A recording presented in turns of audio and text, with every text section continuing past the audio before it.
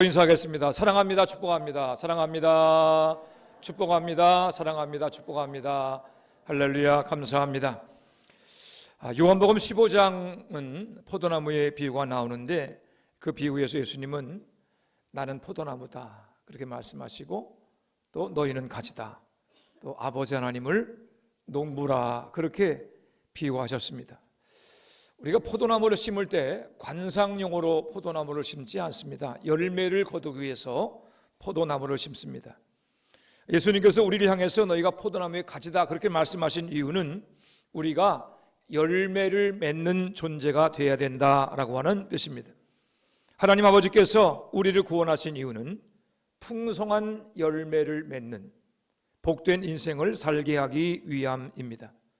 모든 부모들이 자녀들의 복된 삶을 소원하는 것처럼 아버지 하나님도 예수님을 믿어 하나님의 자녀가 된 우리가 더 풍성한 인생, 더 아름다운 인생, 더 복된 인생을 살기를 원하십니다.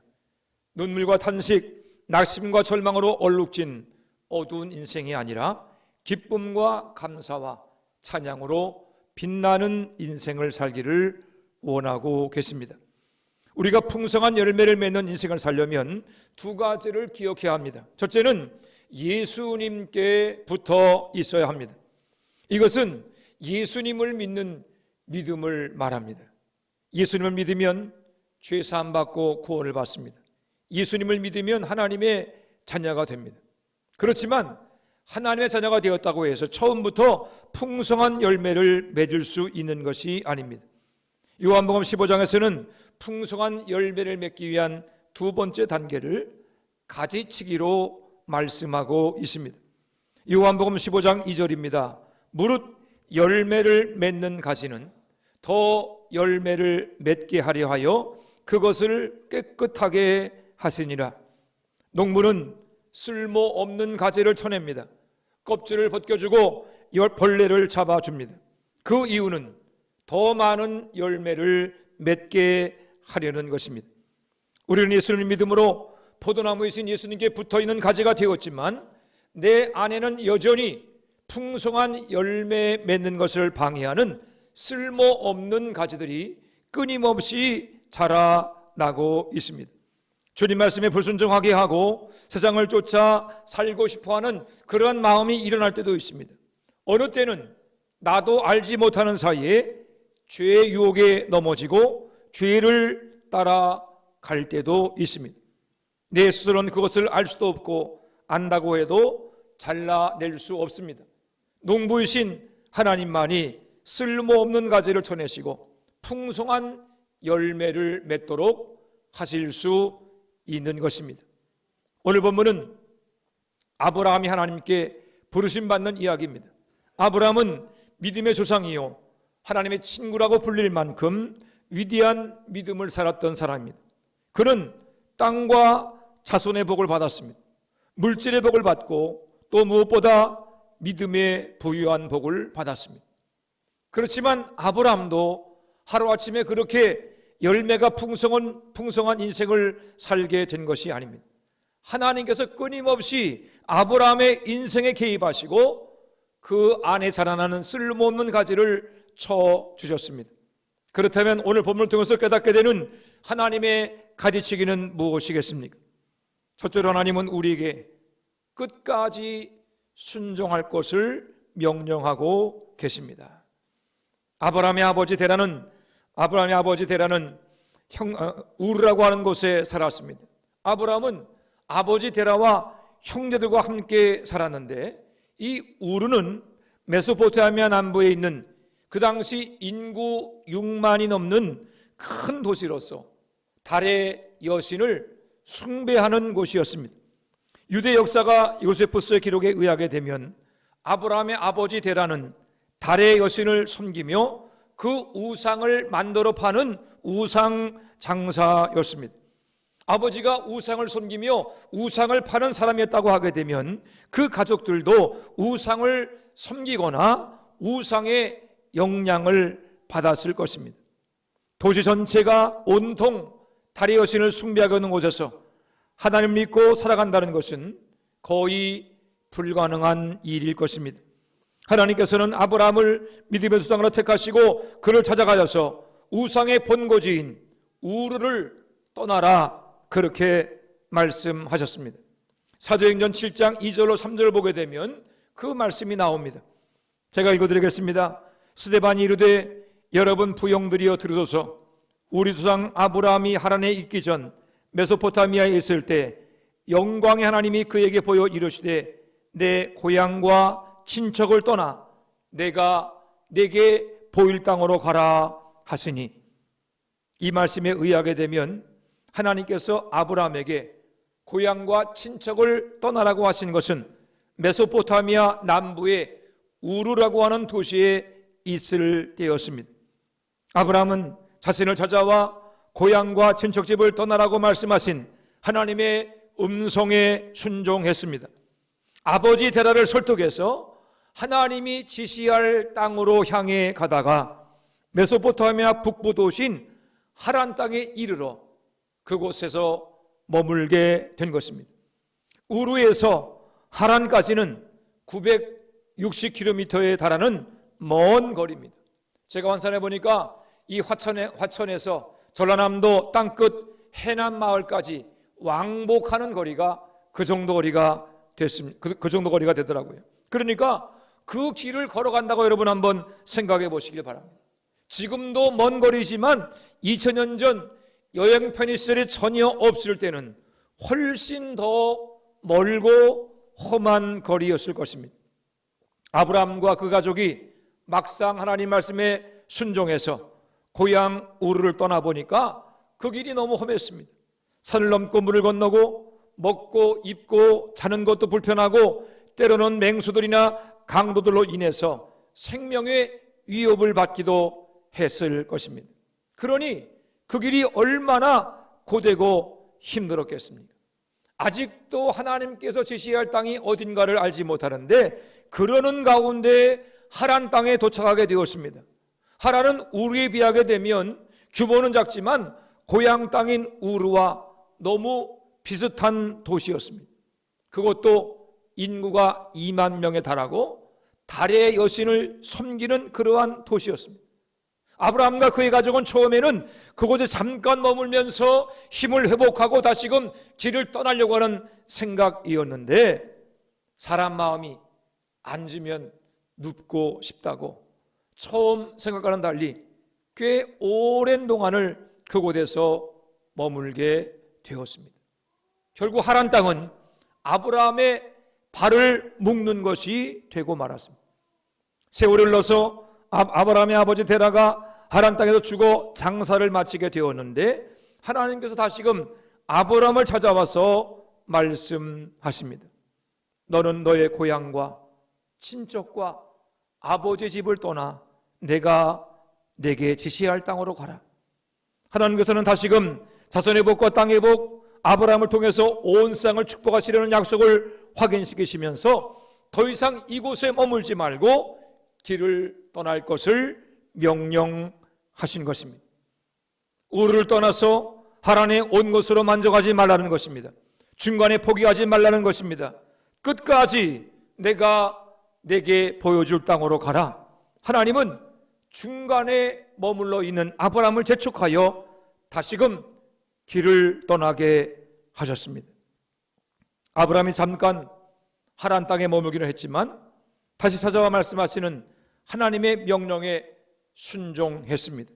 중간에 포기하지 않고 끝까지 순종함으로 아브라함은 믿음의 조상이 되고 그들의 자손들이 하나님의 풍성한 은혜와 축복을 누리게 되었던 것입니다. 여러분, 그렇습니다.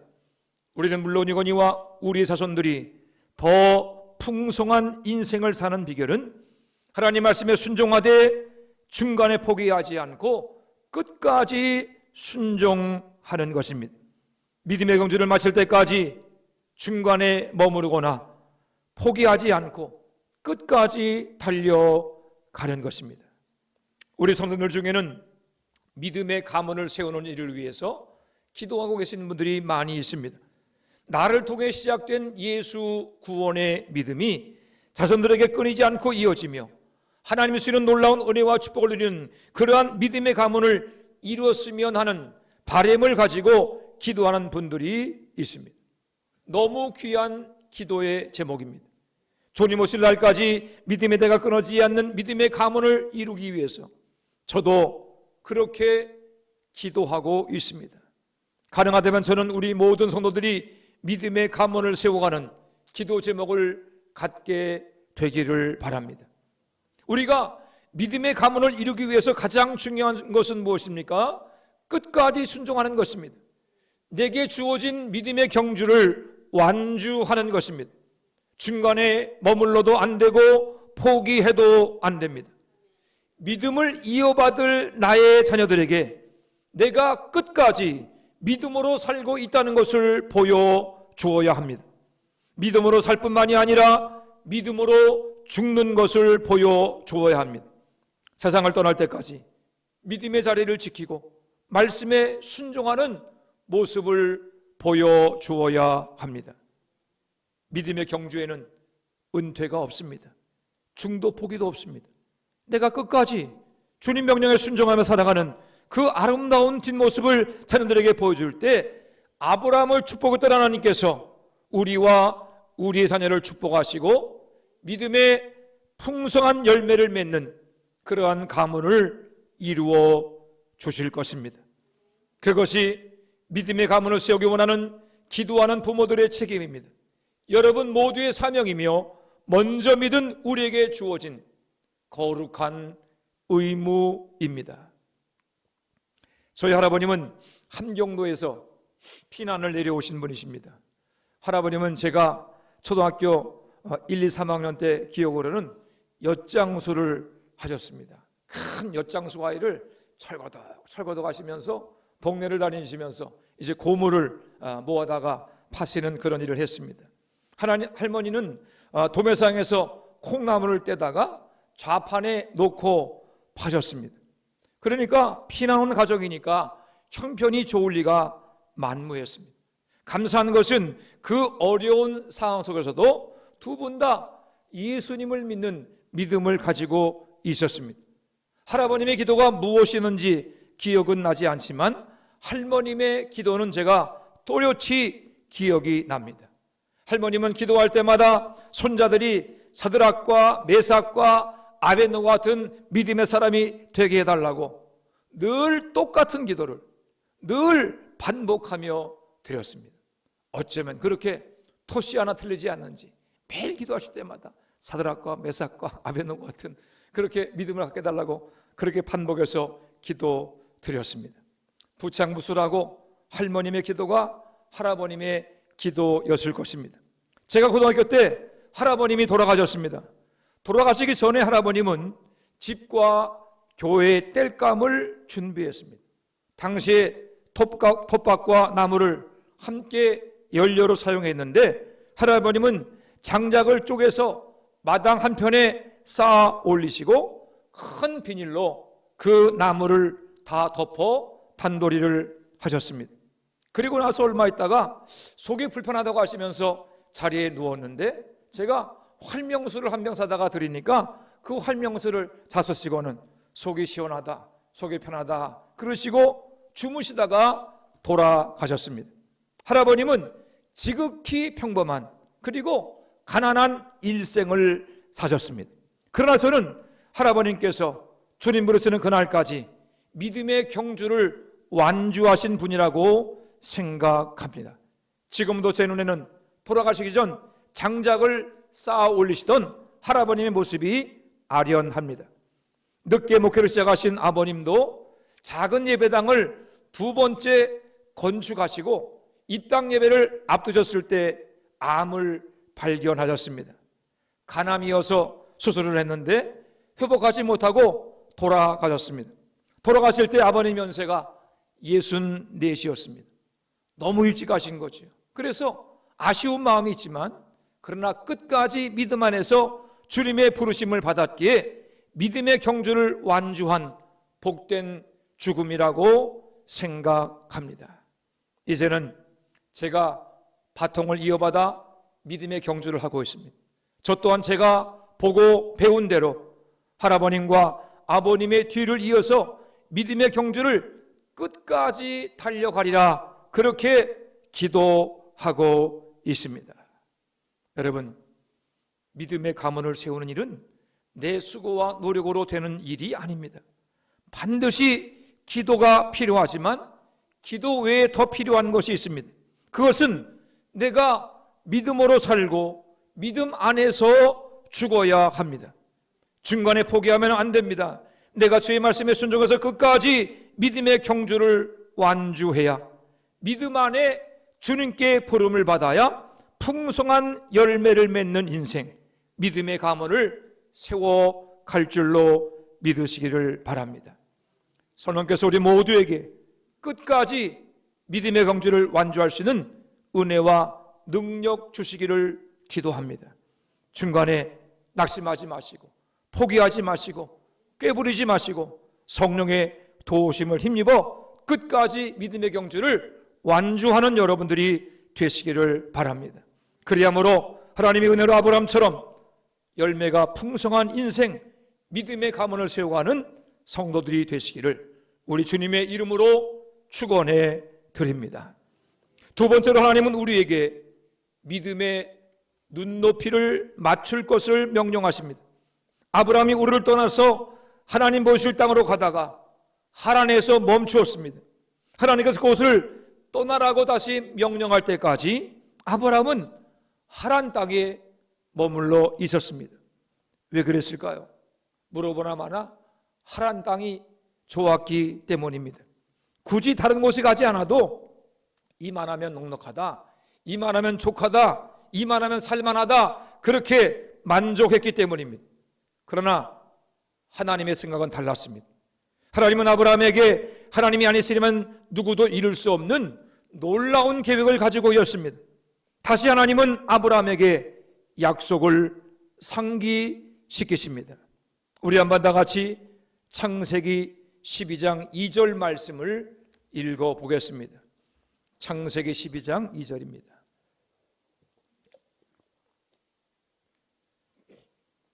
함께 했습니다. 시작.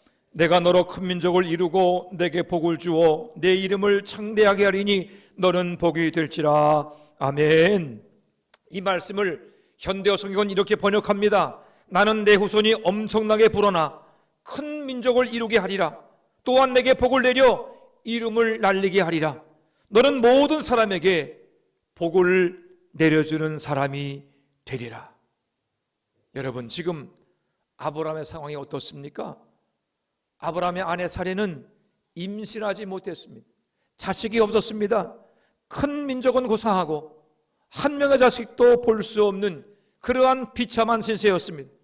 이름을 날리기는커녕 누구도 아브라함의 이름을 알아주지 않았습니다. 복을 주는 사람이 아니라 당장 자신에게도 복이 필요한 박복한 인생이었습니다. 그런데 하나님은 아브라함에게 약속을 일깨우며 소망을 심어주십니다. 그냥 하란의 삶, 이 정도의 삶에 만족하며 살아가려고 하는 아브라함에게 말씀하십니다. 아니다. 너는 큰 민족을 이루며 이름을 떨치게 될 것이다. 온 세상에 복을 끼치는 사람이 될 것이다. 내가 너를 그렇게 만들 것이다. 여기 주저앉아 있지 말고 믿음의 눈높이를 나와 맞추자. 여러분, 우리가 풍성한 열매를 맺으며 살 수 있는 길이 무엇이겠습니까? 주님께 붙어 있는 것입니다. 아버지 하나님의 손에 나를 맡기는 것입니다. 상황과 조건이 묶인 인생이 아니라 말씀에 나를 묶는 인생, 주를 믿고 의지하며 살아가는 인생입니다. 그렇게만 하면 풍성한 열매를 맺을 수 있습니다. 내 힘과 능력이 아니라 전능하신 하나님, 우리 주 예수 그리스도의 놀라운 능력으로 세상에 복을 끼치는 풍성한 인생을 살게 될 것입니다. 어린 다윗이 무시무시한 장수 골리앗을 물맷돌로 무찔렀습니다. 다윗이 골리앗을 죽이기 전까지는 누구도 골리앗과 싸울 생각을 하지 못했습니다. 한 번도 싸워본 적이 없는데도 3m에 달하는 골리앗의 덩치에 주눅이 들었습니다. 그가 들고 있는 무기와 그가 질러대는 고함 소리에 겁을 먹었습니다. 전쟁을 하기도 전에 이스라엘의 군대는 이미 지고 있었습니다.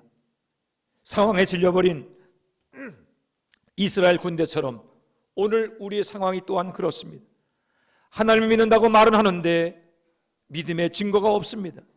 지극히 세상 사람들처럼 생각하고 세상 사람들처럼 말합니다. 세상 사람들처럼 상식을 쫓아 살아갑니다. 주님 바라보는 것이 아니라 상황을 바라보고 주님을 바라보는 것이 아니라 통장의 잔고를 의지합니다. 그러니 우리에게 무슨 믿음의 증거가 나타나겠습니까? 세상을 바라보고 세상의 방식을 따라가는 우리에게 어떻게 풍성한 믿음의 열매가 맺히겠습니까? 골리앗을 무찌르고 난 다음에 다윗이 승전가를 불렀는데 그 중에 이런 내용이 있습니다. 사무엘하 22장 29절로 30절입니다. 여호와여 주는 나의 등불이시니 여호와께서 나의 어둠을 밝히시리이다. 내가 주를 의리하고 적진으로 달리며 내 하나님을 의지하고 성벽을 뛰어넘나이다. 세상을 바라보면 희망이 도무지 보이지 않습니다. 사방을 둘러봐도 캄캄한 어둠뿐입니다. 그러나 우리가 낙심하지 않는 것은 우리 하나님 예수 그리스도께서 이 죄악의 어둠을 밝혀주시는 등불이 되기 때문입니다. 우리를 막아서는 세상은 거대한 성벽처럼 보입니다. 우리를 둘러싼 상황은 우리의 능력으로는 도무지 감당할 수 없는 태산 같은 장벽이 되어 우리의 앞길을 막고 있습니다. 그렇지만 우리가 절망하지 않는 것은 천지를 창조하신 하나님 예수님이 나의 주님이시기 때문입니다. 우리는 우리 예수님을 의지해서 우리를 가로막는 거대한 성벽 같은 세상을 능히 뛰어넘을 수 있습니다. 믿음은 내 눈으로 세상을 보는 것이 아니라 주님의 시선으로 세상을 바라보는 것입니다. 믿음이란 내 안에 계신 주 성령의 능력을 신뢰하며 내게 능력 주시는 하나님을 주목하는 것입니다. 여러분, 상식을 따르지 말고 믿음을 따르시기를 바랍니다. 세상의 풍조를 따르지 말고 살아계신 하나님, 우리 주님의 말씀을 따르시기를 바랍니다. 내 상황, 형편을 따르지 말고 주님의 약속을 따라 살아가는 여러분들이 되시기를 바랍니다. 우리가 성경 말씀을 날마다 읽고 묵상하는 이유는 그 말씀이 우리를 향한 하나님의 살아계신 약속임을 믿기 때문입니다. 여러분들, 하나님 말씀이 우리를 향한 변치 않는 약속임을 믿으십니까? 하나님 모든 약속이 예수를 믿는 우리 삶 속에서 틀림없이 이루어질 것을 믿으십니까? 그렇다면 말씀대로 사시기 바랍니다. 눈높이를 우리 주님께 맞추시고 내 인생의 꿈과 소망을 하나님의 약속에 맞추시기 바랍니다.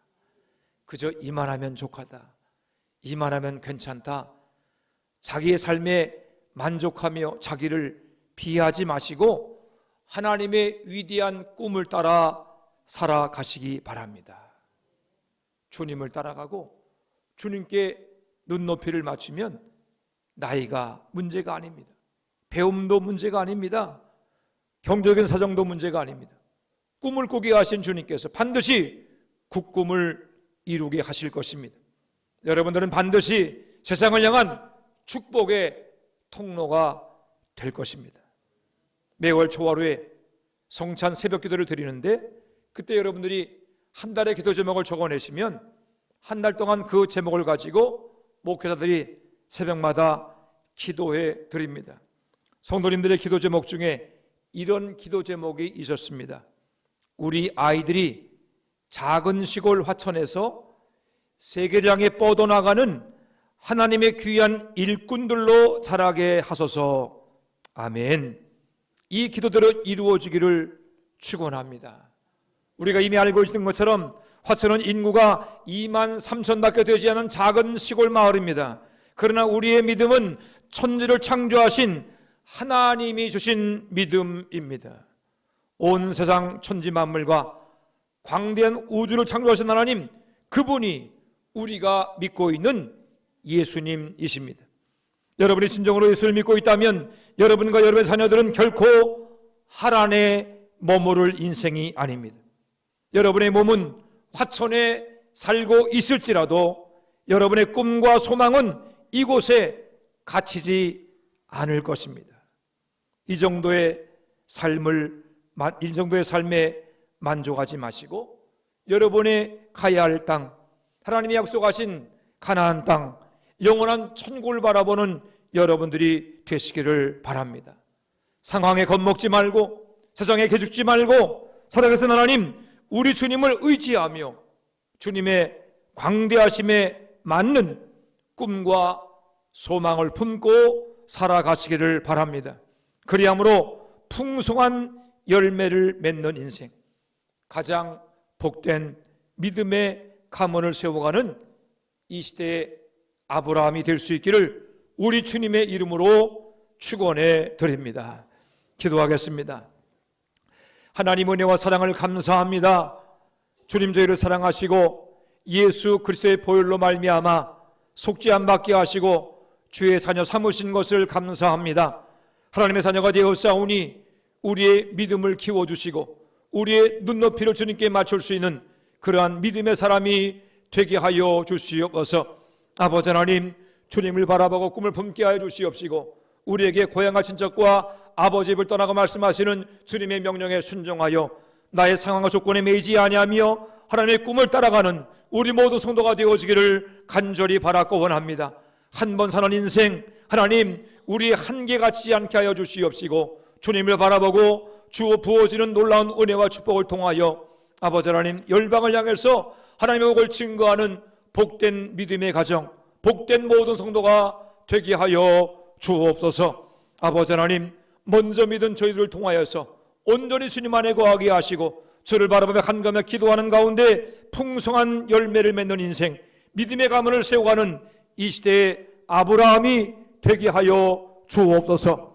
주님 담대한 믿음을 주시고 날마다 주님 안에 거하며 하나님께서 가르쳐 주시는 그 모든 것들을 받아들이고 믿고 순종할 수 있는 주의 백성 되게 하여 주옵소서. 감사드리며 예수님의 이름으로 기도에 싸움나이다. 아멘.